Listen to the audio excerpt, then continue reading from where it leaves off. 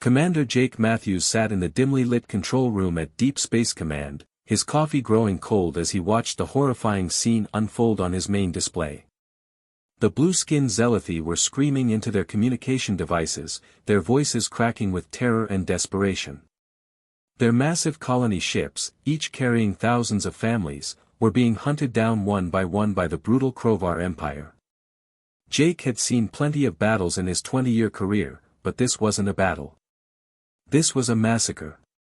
The Krovar warships moved like sharks through the void of space, their dark hulls bristling with weapons as they systematically destroyed every Zealothi vessel they could find. Men, women, children, elderly citizens who had never hurt anyone in their lives were being vaporized without mercy. "Commander, we're getting more distress signals," called out Lieutenant Amy Rodriguez from her communications station. Her normally steady voice carried a slight tremor as she listened to the desperate pleas flooding their receivers. "The Zealothi are begging anyone who can hear them to help. They're saying the Krovar are targeting their hospital ships and school transports first." Jake's hands clenched into fists. The Krovar were famous throughout the galaxy for their cruelty, but targeting children and the wounded was evil even by their standards. These weren't military targets or strategic objectives. These were innocent people trying to escape to safety, and the Krovar were hunting them for sport. "What's the Galactic Council's response?" Jake asked, though he already suspected he wouldn't like the answer. Amy shook her head in disgust. "They're still arguing about proper diplomatic channels and filing the correct paperwork. The Centauri delegate says they need to form a committee to study the situation. The vegan representative is demanding impact assessments. They estimate it'll take at least 6 weeks to reach any kind of decision." Another explosion lit up the screen as a Zealothi medical ship broke apart under Krovar fire.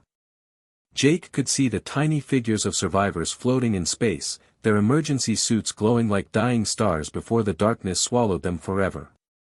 6 weeks meant these people would all be dead long before the galaxy's politicians finished their endless meetings and debates. "Sir, the Andromedans are saying this isn't their problem because the Zealothi aren't in their sector," continued Amy, her voice growing more angry with each report. "The Altarians claim they don't have enough ships in the area. Everyone has an excuse for why they can't help." Jake stood up and walked to the massive viewing window that showed the stars beyond Earth's orbital defense station. Out there, somewhere in the vast darkness, innocent people were dying while the so-called civilized races of the galaxy worried about paperwork and political consequences. The Krovar had built their empire on this exact weakness, knowing that decent species would hesitate, debate, and delay while evil acted swiftly and without mercy. But humans were different. Earth had taught them harsh lessons about survival and the cost of standing by while evil triumphed. Their world had tried to kill them for millions of years with deadly weather, dangerous animals, and natural disasters that would terrify most alien species. They had learned that sometimes the only way to stop a bully was to punch them in the face, hard and fast, before they could hurt anyone else. Jake opened a priority channel to Admiral Robert Stone aboard the massive carrier Liberty's Edge. Stone was a veteran of the Martian colonial wars and the man Jake trusted most when innocent lives were on the line. The Admiral's weathered face appeared on the communication screen, his gray eyes already hard with determination. "Bob, you seeing this mess in the Zealothi system?" Jake asked without preamble. "Been watching it for the past hour," Stone replied grimly. "Those Krovar bastards are picking off civilian ships like it's target practice. The poor Zealothi don't even have weapons to fight back with. The Council's going to debate this to death while those families get slaughtered," Jake said. "We both know how this plays out. By the time they finish forming committees and writing reports, there won't be any Zealothi left to save." Stone nodded slowly, his jaw setting in the expression Jake recognized from their younger days fighting space pirates in the outer colonies. "Then we don't wait for permission. Those are innocent people out there, Jake. Kids, families, people who never hurt anyone. That's exactly the kind of situation our ships were built for." Within minutes of ending the call, alarms began sounding throughout Earth's military stations. Humanity's Deathworlder fleet, designed and built to survive in conditions that would kill most alien species, began powering up their engines and loading their weapons. They weren't the biggest fleet in the galaxy, and their technology wasn't the most advanced, but they had something most other species had forgotten: the willingness to fight for what was right, regardless of the cost. The space around the Zealoty system suddenly rippled and twisted as reality itself seemed to tear open. From the swirling vortex of hyperspace emerged the Terran Fury, a massive human dreadnought that looked like it had been forged in the fires of hell itself. Its dark gray hull was scarred and pitted from countless battles, reinforced with layers of armor that gleamed dully under the distant star's light. Following close behind came 12 smaller human vessels, each one built like a fortress that could survive anything the universe threw at it. Captain Mike Johnson stood on the bridge of the Terran Fury, his weathered hands gripping the railing as he stared out at the horror unfolding before them. The Krovar fleet was spread out across the system like a pack of wolves, their sleek black warships chasing down Zealoty civilian transports with ruthless efficiency. Explosions bloomed in the darkness as another helpless colony ship died under Krovar weapons fire, taking hundreds of families with it. "Jesus Christ," whispered Navigation Officer Pete Williams, his face pale as he watched the massacre through the main view screen. "They're not even trying to capture prisoners. They're just killing everything that moves." Johnson had seen plenty of combat in his 30 years of service, but this made his stomach turn. The Krovar ships were toying with their victims, letting some transports think they might escape before cutting them down with precise weapons fire. It wasn't warfare, it was sadistic entertainment for a species that fed on the suffering of others. "Sir, I'm counting at least 40 Krovar warships," reported Tactical Officer Dan Cooper from his station. "They've got the Zealoty completely surrounded.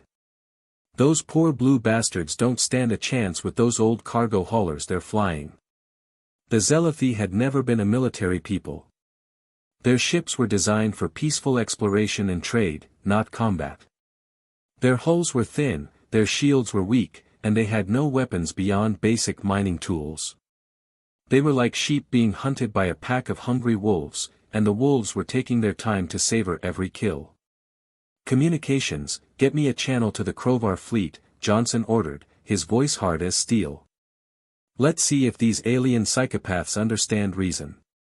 Lieutenant Lisa Thompson's fingers flew across her control panel, her training taking over despite the horrific scene playing out before them. "Channel open, sir. All Krovar vessels are receiving our transmission." Johnson stepped forward, his voice carrying the authority of a man who had commanded warships since before most of his crew were born. "Krovar vessels, this is Captain Johnson of the Terran fleet. You will cease your attacks on civilian targets immediately and withdraw from this system." The response came almost instantly, and it wasn't what anyone expected. Harsh, barking laughter echoed through the bridge speakers as the Krovar commander replied in heavily accented English. "Foolish Deathworlders. Your primitive little species dares to challenge the mighty Krovar Empire. Do you know who you are speaking to? We are the conquerors of 100 worlds, the masters of 10,000 species." More laughter filled the communication channel as other Krovar captains joined in the mockery. To them, humans were nothing more than violent animals who had barely crawled out of their gravity well. Earth was known throughout the galaxy as a hellish death world where nothing civilized could survive, and its inhabitants were considered little more than savage barbarians by most alien species. "Your pathetic little fleet is not even worth our time," the Krovar commander continued, his voice dripping with contempt. "Turn around and crawl back to your poisonous little world before we decide to add your ships to today's target practice." Johnson listened to the aliens' threats without changing expression, but everyone on the bridge could see the cold fury building in his eyes. He had spent decades protecting the innocent from pirates, raiders, and worse, and he had never backed down from a fight when lives were on the line.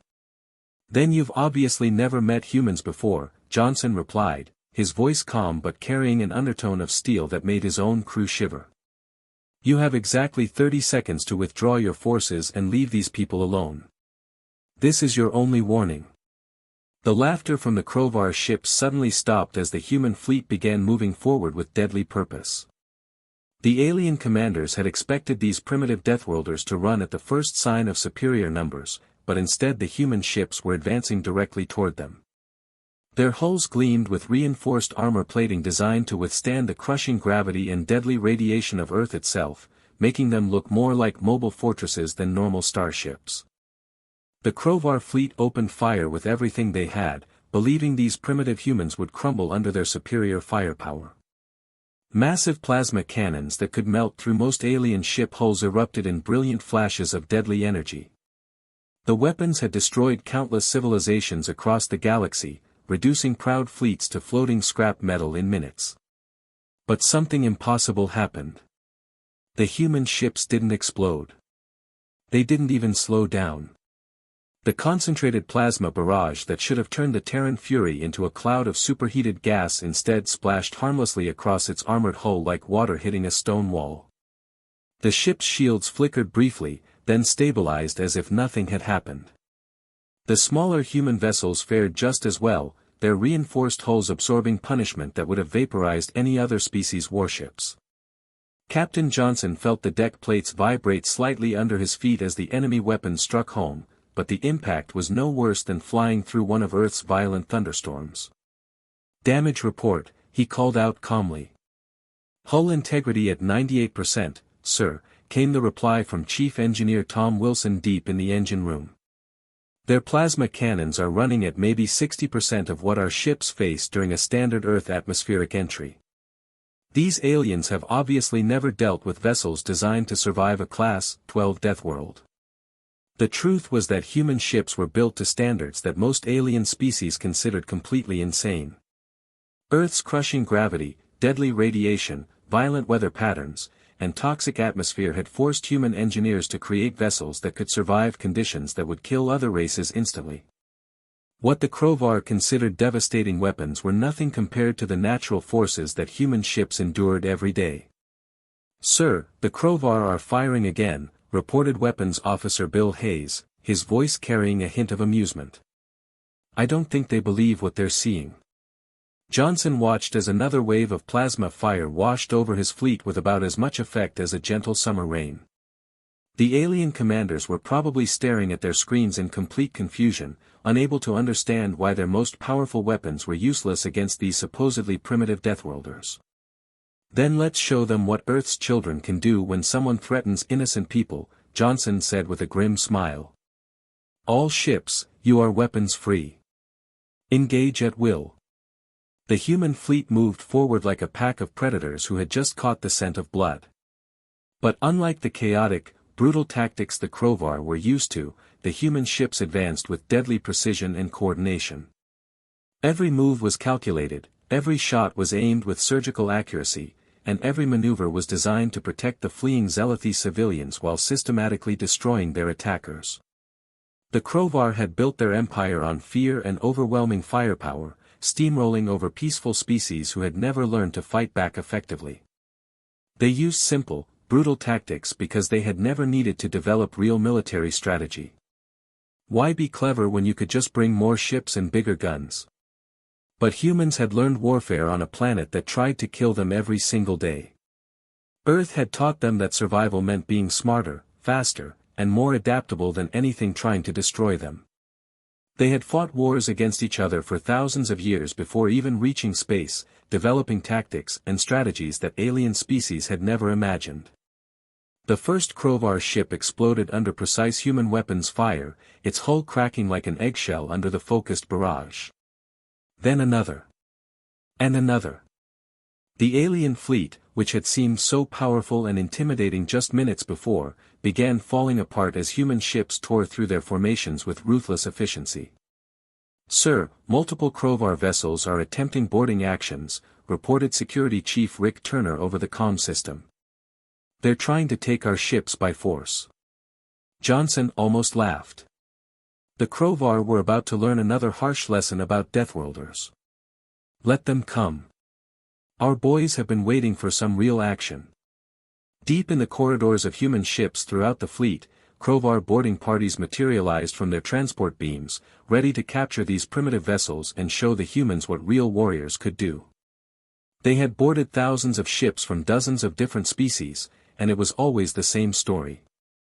The aliens would surrender quickly when faced with superior crowbar strength and brutality. But the moment their feet hit the deck plates of human vessels, everything went wrong. The gravity hit them like a physical blow, driving them to their knees as their bodies struggled to function under the crushing weight of Earth normal conditions. Most alien species lived on worlds with gravity roughly half that of Earth, making human ships feel like they were trapped at the bottom of an ocean. Their weapons, designed for low-gravity combat, suddenly weighed twice as much as they expected. Sergeant Danny Parker and his Marine squad moved through the corridors of the Terran Fury, watching in amazement as the supposedly fearsome crowbar warriors crawled along the floor, gasping for breath in the ship's standard atmosphere. The air that humans breathed every day was too dense and oxygen-rich for the aliens, making them dizzy and weak. "Welcome to a real death world, you alien bastards," Parker muttered as his team systematically rounded up the invaders who were too weak to fight back. Admiral Robert Stone stood in the command center of the Liberty's Edge, surrounded by dozens of holographic displays showing the battle unfolding across the Zealoty system. His weathered hands moved across the tactical controls as he coordinated his fleet with the precision of a master chess player, watching as human ships systematically tore apart the crowbar forces that had terrorized the galaxy for generations. The aliens had built their entire empire on a simple formula: show up with overwhelming force, kill a few civilians to prove they were serious, and watch as terrified species surrendered rather than fight back. It had worked perfectly for centuries because most civilized races valued peace over violence and would rather negotiate than spill blood. But the crowbar had made a fatal mistake. They had assumed that all species thought the same way, that everyone would choose diplomacy over action when innocent lives were at stake. They had never encountered a race that had been forged in the fires of a world that tried to kill them every single day, a species that understood sometimes the only way to stop evil was to meet it with overwhelming force. "Admiral, we've destroyed 18 crowbar ships and disabled 12 more," reported intelligence officer Kevin Brooks from his station. "Their formation is completely broken. Some of them are trying to retreat, but most are just floating dead in space." Stone nodded grimly as he watched the tactical display. The once mighty crowbar fleet that had been systematically murdering Zealoty civilians just an hour ago was now scattered and broken, their ships either destroyed or limping away with critical damage. The human fleet had turned what should have been a massacre of innocents into a devastating defeat for the galaxy's most feared empire. "Sir, the surviving Zealoty ships are moving to safe distance," called out Communications Officer Janet Walsh. "They're sending thanks on all frequencies. Some of them are crying, sir. They didn't think anyone was coming to help them." Stone felt a tightness in his chest as he listened to the grateful voices of the Zealoty survivors. These were people who had given up all hope, who had been preparing to die along with their children and elderly, when the human fleet had appeared like guardian angels from the depths of space. But the battle wasn't over yet. Stone's eyes narrowed as he spotted movement on the tactical display that made his blood run cold. The massive crowbar flagship, a kilometer-long monster bristling with weapons, had broken away from the main battle and was accelerating directly toward a cluster of Zealoty medical ships that were treating wounded civilians. "Sir, the crowbar flagship is attempting to ram one of the civilian transports," Navigator Rebecca Hayes called out urgently. "They're not trying to capture it or demand surrender. They're going for a direct collision course." Stone felt rage boil up inside him as he realized what the aliens were planning. The crowbar commander had decided that if he was going to lose this battle, he would take as many innocent people with him as possible. It was the final, desperate act of a coward who couldn't accept defeat with any shred of dignity. "Not on my watch," Stone growled, his voice carrying the fury of a man who had spent his entire career protecting people from exactly this kind of evil. "Johnson, break off your current engagement and intercept that flagship. Do not let it reach those civilians." Captain Johnson's voice crackled over the communication channel, calm and professional despite the chaos of battle raging around his ship. "Copy that, Admiral. We're moving to intercept now." The Terran Fury suddenly changed course, its massive engines burning at full power as it accelerated directly into the path of the charging crowbar flagship. Most ship captains would have tried to disable the enemy vessel with weapons fire, but Johnson knew there wasn't time for a conventional attack. The alien ship was too close to the medical transports and moving too fast to stop with anything except direct intervention. What happened next defied everything the galaxy thought they knew about space combat. Instead of trying to avoid the collision, Captain Johnson ordered his ship to ram the Krovar flagship head-on, trusting in the reinforced construction that made human vessels nearly indestructible. The two massive ships collided with the force of a small nuclear explosion, sending shockwaves rippling through space that could be felt by vessels dozens of kilometers away. Any normal starship would have been completely destroyed by such an impact, reduced to twisted metal and floating debris. But the Terran Fury wasn't a normal starship. Its reinforced prow had been designed specifically for ramming attacks, a tactic that most civilized species considered barbaric and insane. The human dreadnought punched through the Krovar flagship's hull like a spear through paper, its armored nose crushing bulkheads and destroying vital systems as it drove deep into the alien vessel's core. When the collision was over, the Krovar flagship was a broken, twisted wreck drifting helplessly through space. The Terran Fury emerged from the impact with only superficial damage to its forward sections, its hull scarred but intact, its crew shaken but alive. The Krovar admiral's voice came over the communication channel, no longer arrogant and mocking but filled with terror and disbelief. "What kind of monsters are you? What manner of demons build ships that can survive such impacts?" Stone's reply was cold as the void of space itself. "We're humans. And we don't abandon innocent people to die while we have the power to save them." The silence that followed the destruction of the Krovar flagship was almost deafening. Across the Zealothi system, the scattered remains of what had once been the galaxy's most feared military force drifted through space like broken toys. The few surviving Krovar ships that could still move their engines were desperately trying to escape, their crews broadcasting panicked warnings back to their home worlds about the terrifying new enemy they had encountered. The last functional Krovar vessel, a heavily damaged cruiser with half its weapons destroyed and its hull breached in dozens of places, limped away from the battlefield at a fraction of normal speed. Its captain, a veteran warrior who had conquered dozens of worlds, was screaming into his communication system with a voice cracked by terror and disbelief. "This is Captain Vextar of the Krovar Third Fleet," he broadcast on all emergency frequencies. "We have encountered demons from the Deathworld Terra. They fight without fear, their ships cannot be destroyed, and they show no mercy to those who threaten the innocent. All Krovar forces must avoid human space at all costs. These creatures are beyond our understanding." Word of the battle spread across the galaxy faster than light itself, carried by quantum communication networks that connected thousands of civilizations. Within hours, every major species knew what had happened in the Zealothi system. The mighty Krovar Empire, which had terrorized peaceful worlds for generations, had been utterly defeated by a single human fleet. But the real shock wasn't just that the humans had won.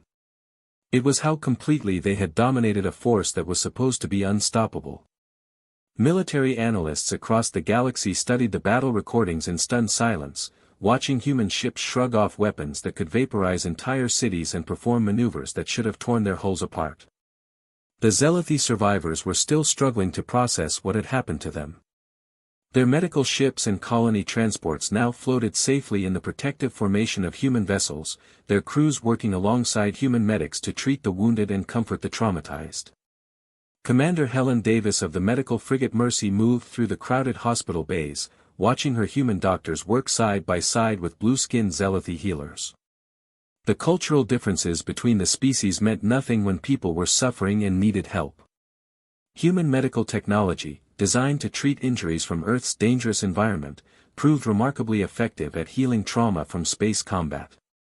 "Your people fought like the heroes from our oldest legends," whispered an elderly Zealothi elder as Commander Davis checked on a group of children who had been rescued from a destroyed transport. "For generations, we will tell stories of the day the humans came from the deep void to save us when no one else would." Davis smiled gently at the old alien, whose translucent skin showed the intricate patterns that indicated advanced age among his people. "We just did what anyone should do when innocent people are in danger." No one deserves to be hunted and killed just because they can't fight back. The elder's large, dark eyes glistened with unshed tears. You say this as if it is obvious, but in our experience, most species look away when such things happen. They find excuses, they form committees, they debate and delay until it is too late to matter. You are the first we have met who simply act to protect those who cannot protect themselves. Back on the command bridge of the Liberty's Edge, Admiral Stone was discovering just how dramatically this single battle had changed the political landscape of the entire galaxy. His communication officers were struggling to keep up with the flood of messages pouring in from dozens of different star systems. Admiral, we're receiving formal requests for protection from 17 different peaceful species, reported Communications Officer Nancy Parker, her voice filled with amazement. The Vegan Confederation wants to discuss a mutual defense treaty. The Centauri Republic is asking if we'd be willing to patrol their trade routes. Even the Andromedan Council, who usually ignore everyone outside their own sector, are inquiring about establishing diplomatic relations. Stone nodded slowly as he processed the implications. For centuries, the galaxy's peaceful species had lived in fear of predator races like the Crovar, accepting regular tributes and territorial losses as the price of survival. They had learned to keep their heads down and hope that bigger, stronger empires would overlook them or at least be satisfied with token submissions. But now, for the first time in galactic history, someone had stood up to the bullies and won decisively. The message was spreading across the stars faster than anyone had expected. Humanity was willing to fight for principles that most species had given up on long ago. Sir, Earth Command is requesting a full report, added Intelligence Officer Gary Thompson. They want to know if we're prepared for the political consequences of what we've just done. Half the galaxy's power structure just got turned upside down. Stone walked to the massive viewing window and stared out at the stars, thinking about the implications of what his fleet had accomplished. They hadn't set out to change the galaxy's political order. They had simply responded to a distress call from innocent people who needed help. But sometimes the right action at the right moment could shift the course of history. Send word back to Earth Command, he said finally. Tell them we'll need a lot more ships and a lot more crews. It seems the galaxy has been waiting for someone willing to stand up to the bullies, and now that we've started, we can't stop halfway. Humanity had announced its arrival on the galactic stage not as conquerors seeking new worlds to rule, but as protectors willing to defend those who couldn't defend themselves. The universe would never be the same.